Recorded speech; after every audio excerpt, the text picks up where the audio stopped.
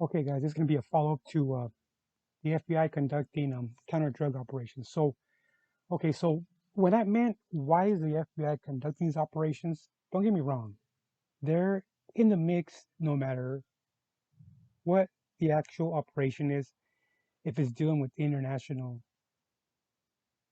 you know, uh, means, I mean, international countries, of trade of drugs or whatever it is, whatever it can be, illegal software of the sort, right? So apparently, they had a arrest warrants for a specific tech, high tech company, I believe in San Diego, and it was actually the actual app that the actual criminal organizations were actually using. So they were already in custody, and apparently they were working on a new version of the actual encrypted app.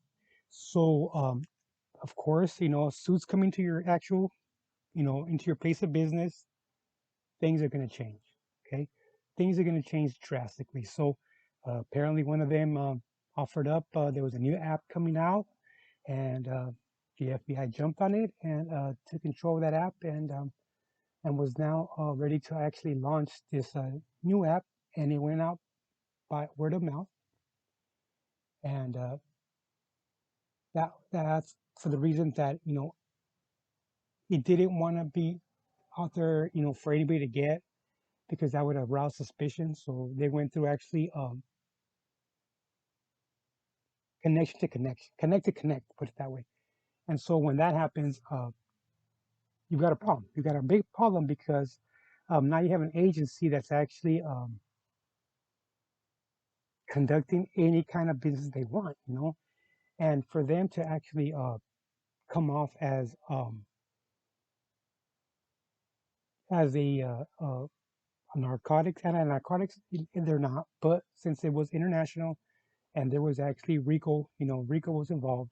So now you have these actual encrypted actual app and phone, which by the way, they facilitated these actual phones. Now, were these phones already under search warrant? Because apparently they actually provided over 300 gangs these type of phones. So if they're coming off the FBI's stock, is a judge actually putting an open search warrant on this actual device? See, that's what I mean when the FBI is involved. Not that they do not conduct counter drug, not that they don't have the means to actually do it or the resources. That's who you would actually. That's who the DEA would actually fall for help. So just to get something straight, this agency, who's who's watching this agency as they conduct these actual operations, giving out cell phones to known gangs to facilitate them to actually use this app as a tool to actually smuggle and to actually profit from these actual operations, right? Another one, Australian, the Australian side of the actual of this operation uh, apparently did openly say that there was actual breaches in their government, that there was actually government officials that actually were facilitating these types of actually drug operations. That came out of their report, but the United States has not said anything of the sort. And another quote from the actual from FBI spokesman says they were looking for a specific tool, and at the same time they would gather intelligence, and then this disseminating the actual intel that they were gathering from these actual phones. You see what I mean? They're actually gathering information, and they're actually just, they're actually deciphering it. Was there a search warrant? Was there a warrant for them to actually do this? And like I said, the numbers were good. They busted a lot of people. They took a lot of drugs off the streets. Um, they hurt people where it hurts. The money, properties, and all that. But like I said, Um, I don't think it was done in a responsible way, just for the fact that okay, so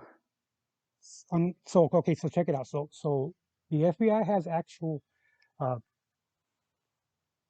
like like uh like undercover vehicles that are not marked unmarked vehicles. They have unmarked jets, okay? And on these actual jets, they have high power cameras and high power actual it's called a cell site simulator that mimics a cell tower used to locate and track via cell phones. So how would a judge actually write up, sign off on a warrant for this type of operation? Was there any type of warrant? Okay, because they actually flew these type of jets when there was actually protest this past month. Uh, they were up in the air, actually taking surveillance of the protesters uh, via the cameras. These cameras are on point. I mean, they're clear as day. They could be used at night. They could be used in the day. And by the way, that's against the First Speech Amendment, actually tracking down these type of actual non-violent protest, and they did it anyways. Again, who's watching the FBI? All right, guys. Well, I'm gonna keep an eye on this and see what happens. Don't forget to like, subscribe.